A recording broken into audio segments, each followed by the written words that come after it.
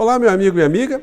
Coisas incríveis estão acontecendo no Brasil e, ao mesmo tempo, desesperadoras e surpreendentes, mas para uma parcela que se encontra naquilo que a gente chama de universo paralelo do bolsonarismo. O que tem de criatura que está nas redes sociais, que está demonstrando um desespero, uma surpresa, não é brincadeira. Bom, vou compartilhar aqui com vocês algumas dessas situações e algumas análises, mas antes de mais nada é sempre muito importante convidar você que está chegando agora ao nosso portal e ainda não nos conhecia para que você se inscreva aqui conosco, conheça também os nossos outros vídeos e se você gostar, compartilhe, recomende. Não se esqueça, dê sempre o seu joinha, o seu comentário e se puder se inscreva aqui também no nosso clube de membros, tá legal? Então, vamos aqui aos temas.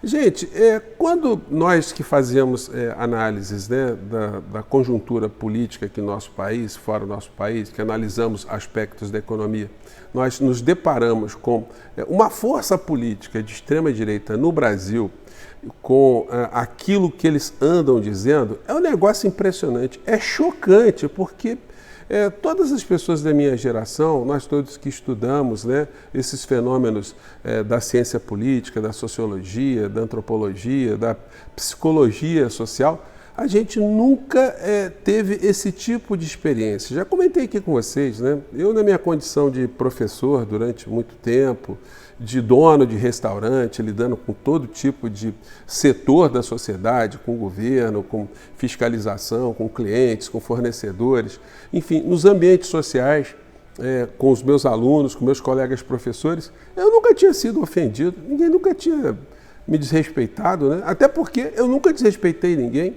Então, a recíproca de uma sociedade civilizada era aquela que eu praticava, Além de sempre estar percebendo, quando a gente tinha algum contato com alguém que invocava algum princípio religioso, a gente sempre via pessoas com pensamentos positivos, de irmandade, de fraternidade, de amor ao próximo. Você não conseguia ver um religioso fazendo um discurso virulento, fazendo difamações, pregando mentiras. E isso nas redes sociais ainda, que foi uma situação muito pior. Claro que nós já convivíamos durante algum tempo, nas últimas décadas, com vigaristas da fé. Mas de umas décadas para cá, eles começaram a se entranhar no ambiente político. E mais do que isso, começaram a corromper o ambiente político. Virou uma coisa que se retroalimentou durante muito tempo, até eles encontrarem o espertalhão, perfeito para os seus fins, para angariar cada vez mais poder político, que foi a figura do inelegível. Bom, dentro desse contexto, a gente vê algumas criaturas que despertam essa grande interrogação. Até onde nós estamos lidando com pessoas que são fanáticas, se a gente pudesse classificá-las, de fanáticas sinceras, ou a gente está lidando com vigaristas, com mau-caratistas, ou simplesmente com uma situação ainda adicional. O mau caráter que se aproveita do fanático. Estou dizendo isso porque, pegando alguns desses personagens das redes sociais, eu já citei aqui um desses aí, o senhor Gustavo Gaia, é impressionante como é que do primeiro segundo até a última fala dele são mentiras, calúnias, distorções da realidade, enfim. Mas esse discurso hoje, que no passado foi um discurso ameaçador, beligerante, de tentar encurralar cada vez mais as pessoas do campo progressista, as pessoas do campo civilizado, hoje está um discurso de ódio, de ressentimento e de mentira, mas de alguém que está acuado.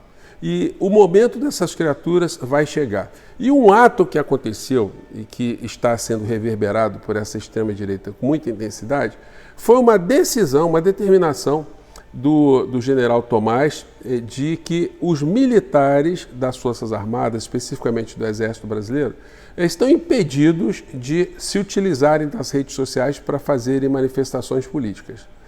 Todo militar pode ter sua rede social, isso não tem problema nenhum, mas aquela pessoa que está armada, de posse de armas, de um poder do Estado brasileiro, se envolver em política, sobretudo para fazer discurso de ódio, discurso beligerante, isso nunca foi permitido e estava na hora de eles tomarem uma trombada. E foi baixada uma determinação para que nenhum membro da força se manifeste politicamente faça algum tipo de discurso de ódio, faça desinformação, faça pregação contra o Estado de Direito, porque esses membros das forças serão responsabilizados. Bom, o que a extrema-direita está fazendo hoje? Eles estão extremamente decepcionados porque eles acreditavam que o Exército iria aderir a um golpe aqui no nosso país. E nós já vimos demonstrações de alguns personagens do bolsonarismo absolutamente abjetas, como aquele Ricardo Salles, questionando até a existência do Exército Brasileiro, né? Questionando os militares por não ter dado o golpe. Aquele Jorge Seife quase chorando, espumando no Senado, né? Também agredindo um dos generais que lá estiveram para depor, né? Diante dos últimos acontecimentos. Nós vimos várias pessoas agredindo, né? Assim, espumando. Esse Marcel Van Hatten também. Todos eles nessa linha de mostrarem uma decepção pelo fato das suas armadas não terem aderido a um golpe que entronizaria, né, a figura do inelegível para sempre, né, no poder, porque esse é o pensamento dessas pessoas. E a gente pode pegar todos dessa extrema-direita aí, o senhor Nicolas Ferreira, Bia Kicis, todo mundo fazendo discurso contra as Forças Armadas. E agora eles estão percebendo que eles não têm mais poder nenhum nesse ambiente. Isso faz com que agora eles tenham apenas um comportamento de tentar escapar da polícia. E aí, voltando à vaca fria. Até onde essas criaturas, elas são fanáticas, elas acreditam naquilo que elas estão falando, ou simplesmente são mau caráteres? São pessoas que fazem da mentira, fazem da enganação uma ferramenta para conseguir cada vez mais angariar algum tipo de poder político, né? Então, fica essa questão. Hoje, essas criaturas, elas não são capazes de discutir absolutamente nada de concreto no que diz respeito à nossa existência enquanto nação, enquanto estrutura do Estado brasileiro. Eles ficam torcendo o tempo todo para que as coisas deem erradas aqui no nosso país, que o governo Lula fracasse, que haja um desemprego avassalador, que a inflação suba, que os preços fiquem disparados, que a saúde fique deplorável, enfim. Eles ficam torcendo o tempo todo para isso. Mas isso, para desespero deles, não está acontecendo. O Brasil está com um menor nível de desemprego dos últimos governos, né? Inclusive o Santander publicou um texto, né, um diretor do Santander, dizendo que o desemprego no Brasil ele pode ser, inclusive, maior, né? O que está sendo apresentado em função de algumas análises, né, que não estão levando em consideração algumas movimentações no mercado de trabalho. Ou seja, a gente pode estar com uma taxa de desemprego mais baixa. Quando um banqueiro diz isso, ele está dizendo isso não é para favorecer A ou B, ele está fazendo ali uma constatação de uma realidade, porque esses banqueiros prestam contas com aqueles que são os acionistas do mercado financeiro, dos bancos, etc, etc, etc. Então, a situação para o bolsonarismo ela é absolutamente desesperadora. Na medida também que isso tudo está acontecendo, as investigações estão chegando nas suas etapas finais. Eles não conseguiram enfraquecer o ministro Alexandre de Moraes, eles não conseguiram destruir o Supremo Tribunal Federal. Então, o que resta para essas pessoas, a não ser uma caricatura de personagens do mundo da política? E a situação para eles, como eu disse para vocês, vai se complicar ainda mais na medida que essas pontas forem todas fechadas e o Procurador-Geral da República, com base em tudo aquilo que nós já sabemos, fizer a denúncia contra essas criaturas todas. É disso que eles estão com medo e o comportamento beligerante deles só está demonstrando aquilo que eu disse para vocês, que existem fanáticos, mas existem pessoas que são absolutamente mal-caratistas, verdadeiros vigaristas. E aí, gente, reflexão final.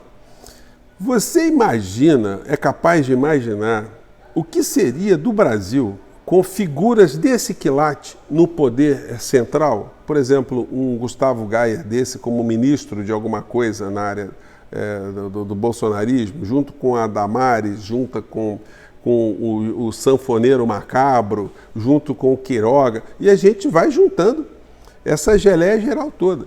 Então, meu amigo, minha amiga, por mais críticas que nós tenhamos hoje a algumas ações do governo Lula, que precisa melhorar em várias áreas, precisa também fechar uma série de pontas e precisa também vir para cada vez mais estar próximo da sociedade, estar ouvindo a sociedade, por mais que nós tenhamos uma série de apontamentos, gente, foi incomensurável o freio que essa extrema-direita sofreu aqui no nosso país e é incomensurável a preservação que a nossa sanidade mental está tendo. Porque com esses remanescentes, que são desrespeitosos, mentirosos, mal-caratistas, fazendo o que eles fazem, a situação deixa a gente, às vezes, um pouco angustiado. Vocês imaginem essa gente no poder, o que seria, né? Só para dar um dado objetivo aqui, que eu falei muito da criatura do Gustavo Gaia e dessa decepção, né, que eles estão tendo com o comportamento do comandante do Exército. Nessa mensagem que ele baixou, dizendo que nessa determinação que nenhum membro do Exército poderá utilizar a rede social para cometer crime, é disso que se trata, ou cometer algum ato imoral. Enfim, o senhor Gustavo Gaia fez um vídeo dizendo que essa determinação do Exército está valendo para todo mundo da sociedade brasileira. Ele deixou isso implícito, que agora qualquer cidadão brasileiro que faça alguma crítica ao Exército brasileiro estaria sujeito a uma sanção do Exército brasileiro. Então, bom, se os seguidores do Gustavo Gaia acreditarem nisso e pararem de fazer maluquices, pararem de cometer crimes pelas redes sociais, ele estará reflexamente, sem querer, prestando um serviço à nossa sanidade mental.